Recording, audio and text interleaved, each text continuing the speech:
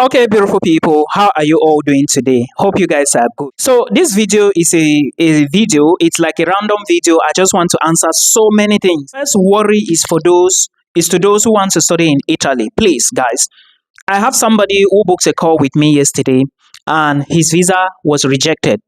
Now, I will not explain the details, but I just want to those who are still watching me now and who haven't started visa application, you have to pay attention to the documents you are giving to the embassy. First thing you should note, avoid giving fake documents to the embassy. It will not lead you anywhere. That's the first thing. I'm not saying that the person used fake documents. There are so many things I saw, and then we are trying to fix it now. But again, document number one, avoid those documents you get from the streets. If your document cannot be verified anywhere legitly, then don't use it for visa, except you are doing trial and error. And if you are caught, you know already. Now, second thing you should note is, as a student in Cameroon, I do not know for other nationalities, but I will suggest the same thing. If you are in Cameroon and you want to apply for a student visa to Italy now, make sure you have a guarantor. There is a video I did before I proceed. If you watch my video, right, this year and next year you want to move to another country, check the date in which I published that video, because it's possible that things have changed. Do you understand? Don't watch a video now, then in 2027, you watch that video and said, I said something inside. Because it's possible that by 2027, what I said in 2024 or 2025 would have changed. So always look the dates, pick the information, ask yourself, did Milton do an updated version? If yes, you look at the updated version and look at the old one. If the information is the same, fantastic, you use it. But if they are not the same, then you take the current information, right? Now, like I said, do not apply to Italy without using a guarantor. There is a video I did before and I said use at least 2 guarantors. Now, when you use a guarantor from Italy, fantastic. If the person is located abroad, it's also good, but always try to get from Italy. If you cannot get from Italy, use from Europe. Use somebody who is in Europe or US or Canada. It speaks volume. Okay, because this person is going to sign a letter, they call it affidavit. Well, it's a guarantorship letter. You can check the Italian embassy's website for more details. They might not say these things on the website, but again, please follow videos, do research. Do not apply for Italy visa without a guarantor. That's option number one. Option number two, do not take accommodation from booking.com. Okay, reach out to people in Italy or get your accommodation signed, your contract signed in Italy. Please get your contract signed in Italy before you move to Italy. It's important. I'm just sharing information to help you. Now, don't go to booking.com and apply for accommodation. Don't take it from booking.com. Yeah, they used to be like that, but the procedure has changed. A lot is changing. It's the same thing in the Netherlands. Okay, so take accommodation only from Italy. Reach out to your school or tell them to give you accommodation or give you external sites for landlords in Italy. But again, be careful because you may have those type of people. You know the people already.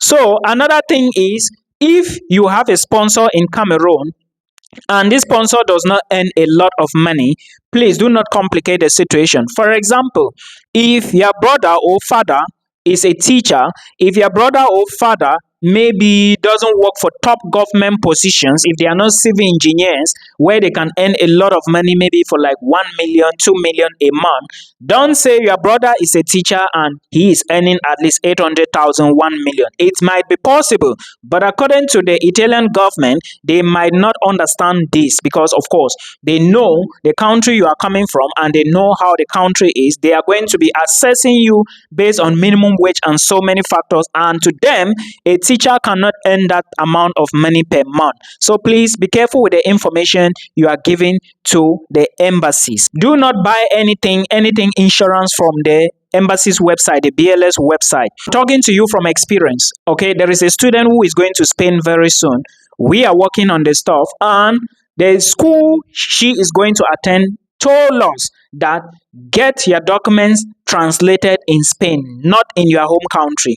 Now, because, of course, when you reach the embassy is going to verify and they want to be sure of where everything was done. So I believe with this information, you already know what to do. Somebody was asking me, Milton, can I study in the Netherlands without IELTS? The answer is yes. You can study in the Netherlands without IELTS. And remember, I said most bachelor students do not really need IELTS. Some institutions do accept you for masters without IELTS, but others will not.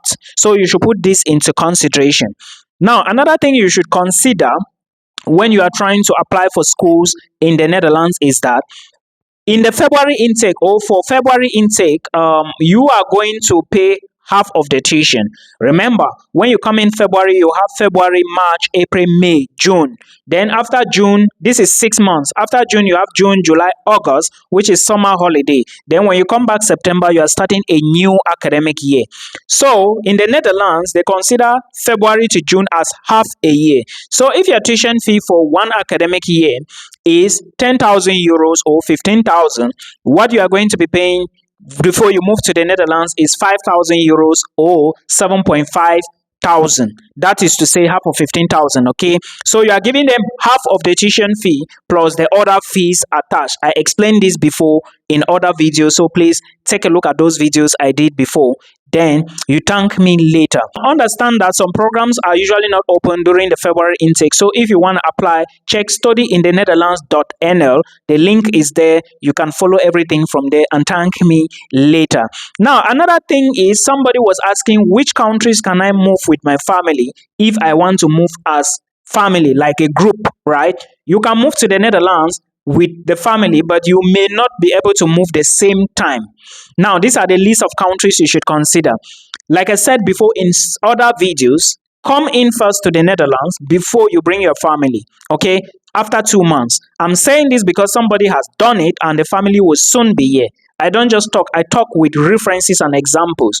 Somebody was equally asking, Milton, I am 40 years. Can I apply for visa in the Netherlands? Can it be approved? The answer is yes. As I'm talking to you, a visa was approved today, and the person whose visa was approved is from a particular country, and this person is 42 years. I also know another person who is 43 years who is coming for masters. Did I answer your question now? So please put all these things into consideration. Then the countries you can move with your family at the same time, they include Austria, Denmark, the Netherlands, like I told you, though you have to come in first.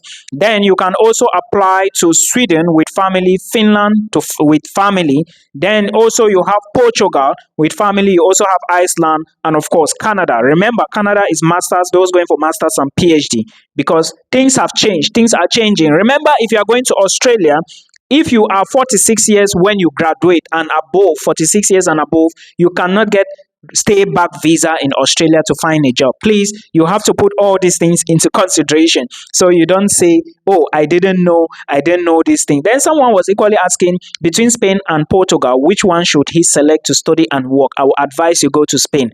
Remember, it's not a rush thing. You cannot just rush and get a job. You have to be patient in order to really work in these countries, and sometimes you have to finish your school. I believe this is going to help you if you are an international student, or if you are married, you are single, you want to move abroad with your family. This video is for you. Make sure you watch the video till the very end. Then share the video. Please like the video, share the video with your family members. It will help them and it will equally give Milton water to drink. These countries I want to, the reason why I say you should come and sit down is because many of you are asking me, Milton, I want to move with my family, but I do not know where to go. Some people are even telling me they want to go to Russia with their family. See, guys, please do not go to Russia as an international student. If you watch this video, then you carry your head and go to Russia, please don't say Milton didn't advise me. I just want the best for you. That's why I'm making these videos. Some of these things I do here, I didn't know them in 2015 when I went to Cyprus. And I learned the hard way, but my experience in Cyprus was not the best, but again, Cyprus built me and gave me the courage to come to Europe. And I'm here now living my dream life and going to school. So if you want to go to any country with your family, first of all, ask yourself, do I have money? That's point number one. Point number two, ask yourself, will this country accept me if I apply for a school and want to carry my family? Or would the country accept us if my wife or my spouse apply for a school and want to take me along or with my kids? These are the questions you should ask yourself. And now, these are some countries. If you are still to apply, you haven't done your application, like you are still to apply now, make sure you apply to one, the Netherlands. If you can afford, apply to the Netherlands. The reason is because the Netherlands accept families. Like, yes, like you can move here, literally move here with your family. And you should understand that it's not that cheap, it's very expensive. I personally called the immigration and they told me this, and I did a video. The video is on the channel. Please check that video I did on the channel where I said you can now move to the Netherlands with your family. It is here on the channel. The immigration told me that it is your university that will do your visa, okay, and every other person. But for you to move to the Netherlands with your family, you need money to bring your family. Remember, it is separate from your own money as a student. Your tuition, your insurance, your living costs, and your visa application fee is separate. Then that of your family will be separate. So you need to call IND so that they give you the figure depending on the number of people that you can move with them to the Netherlands. That's option number one. Option number two is you can come here first alone. Then after that, you can now apply for your family to join you after like 3 months of being in the Netherlands. I hope you understand. If you are coming with them, you need proof of funds. Verify this information with IND so that you should understand that Milton is saying the correct thing. That's the first country because it is my own country. I live in the Netherlands. So guys, this is what you need to know. Country number two, Iceland. As I am talking to you now, there are videos on the channel I said you can actually move to Iceland as an international student with your family. And many people didn't watch that video, but I totally understand. Some people are equally telling me they want to move to Ireland with their family. No, you cannot move to Ireland with your family, but you can move to Iceland. This is what I am talking about. Now, also understand that if you want to move to Iceland with your family, proof of funds is going to be much, and your proof of funds is going to determine the type of visa you will get or the duration of the visa. Make sure you check the Iceland immigration website for more information. It is there. The next country you can move to with your family is Portugal. And remember, Portugal is now charging so much money for proof of funds. They have increased the money from around 8,000 euros. Now it is 10,440 euros for you as an international student if you are moving alone to Portugal. The new update, the updated video about proof of funds is on here. Please check it and listen to what I said in those videos. Also understand that after depositing this money, after paying your tuition for maybe installment payment or maybe one semester, depending on the arrangement of the school, you now have to show 50% of that amount, that your 10,440 euros. 50% of it should be half of that money goes to your first dependent. Okay, I explain all these details on there, so please watch the videos. Then you thank me when you move to Portugal. Then another country you can move to with family is Sweden, and as I'm talking to you now, Sweden application is still not open. In fact, those who applied already, they are still waiting for results. Okay, so after the results will be out, then you can now apply for January 2026 intake. And this intake usually do not have so many courses. I don't recommend this intake. Okay, but unfortunately you cannot apply now because admissions is closed already for Sweden, and Sweden is very expensive. You pay 1 year tuition, or is it semester, because they charge per semester. There are so many videos I did already about Sweden on the channel, so please verify, then thank me later.